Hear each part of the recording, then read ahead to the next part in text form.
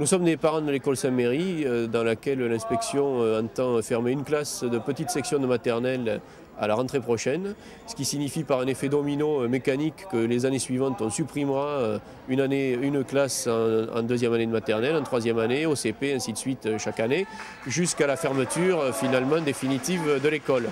Or, cette école est totalement spécifique puisqu'elle met en œuvre une pédagogie un peu alternative dans le cadre de l'école publique, puisque c'est une école sans cloison dans laquelle les enfants font un apprentissage plus poussé de l'autonomie et plus rapide. La pédagogie est orientée autour d'une bibliothèque de 15 000 ouvrages. On est spécialisé dans l'accueil d'enfants handicapés. On a mis au point aussi un partenariat avec le conservatoire du 4e arrondissement pour faire une école, une classe avec horaire aménagé, une classe musicale.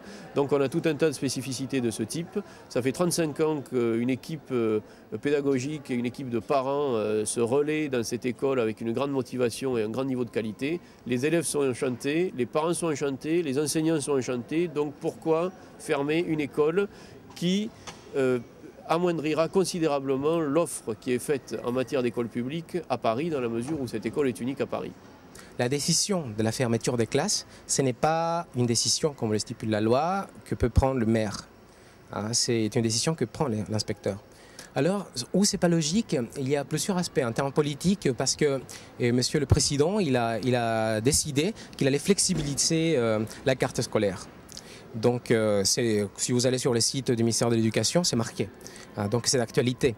Mais d'une autre part, on nous dit que cette école va fermer parce qu'il y a trop des enfants qui viennent d'autres quartiers.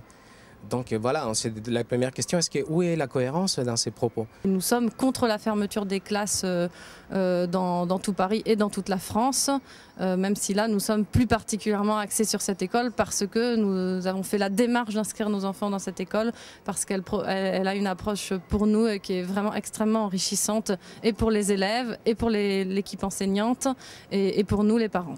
On verra quelle est la décision qui ressort de cette institution demain.